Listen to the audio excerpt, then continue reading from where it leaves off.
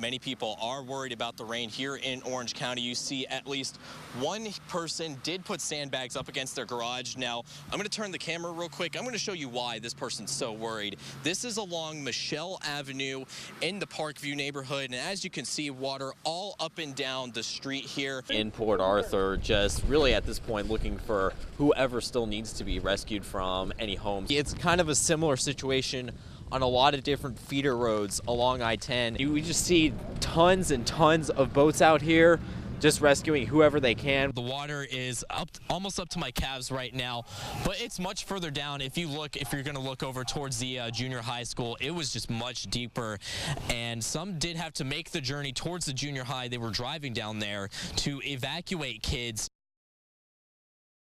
Last week, the city of Groves received a petition with over 1,000 signatures to recall Councilman Cross Coburn. Coburn had his nude photos from a gay dating app leaked to the media. We've made several attempts to get in touch with the owners of the business by phone, in person, and online. Possible long-term options for Central include repairing the main building, completely tearing it down and building a new one, or building an entirely new Central High School. BISD is also considering merging Ozan and Central students on this campus, or building a new campus for both Ozan and Central students. Or Smith Middle School could be converted back into a high school, and Smith students would be sent to multiple middle schools. So why is the Southeast Texas version of Shark Tank called the Lion's Den? Well, Dr. Adolph wanted to put a biblical twist on the show. The last time the waterway was widened was back in 1962. Now, over 50 years later, another widening project could bring Southeast Texas an economic boost.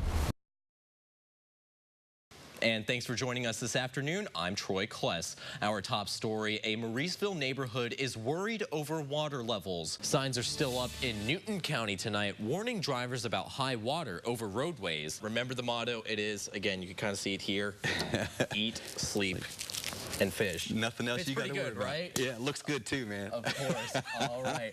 Well, thanks, Pat. We appreciate your time here so much. Thanks for having us. Yankees making some big additions in the offseason, and Giancarlo Stanton alongside, yeah, really far. Yeah. So does that guy Aaron Judge too. He can hit it pretty far. Also, the Indians may chip at them a little bit.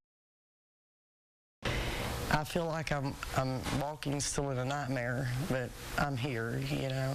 I have to be here. He's not here anymore, but he's always going to be with me, you know. And I feel him near me.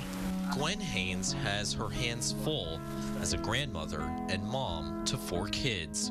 But when her 24-year-old son, Justin, died 3 weeks ago, her heart became empty. Justin was just, I called him my gentle giant. I mean, he was just bigger than life, but I mean, he was so outgoing and just always happy. He was happy whether he was playing Magic the Gathering or playing with his nieces. Moments that were cut short when Justin was driving to work on Highway 96 when troopers say he rear-ended a dump truck.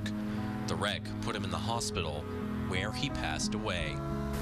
First of all, as a mother, you never want to have to see that. But to see that, it meant that I hope he knew that I was there hanging on. But the iron worker hung on long enough to get his organs donated. A heart, liver, kidneys, and lungs went to 5 Texans who needed them. Gwen wrote letters to the recipients, and she's anxiously waiting to hear back. Because they know that you lost someone so that they can live, and it's hard for them to deal with that. I'm hoping they're all there. I would love to meet them all and just give them a big hug, you know, and tell them that I hope they're doing okay. The selfless act of her son can allow others to continue their life. Life that Gwen says should not be taken for granted. Because of Justin's gifts, you know, they're able to have days with their family still, and I mean, that's just wonderful. And I know if I would be in their situation, I would be so grateful, you know, for just one more day.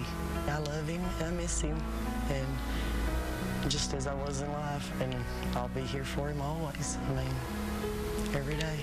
Sunday, Broadway Street is calm, a day after police were called out to reports of a shooting at the GTI apartments. The victim was identified as 32-year-old Roland Darbone. His brother, Kenny Rogers, drove from Houston to console the rest of their family.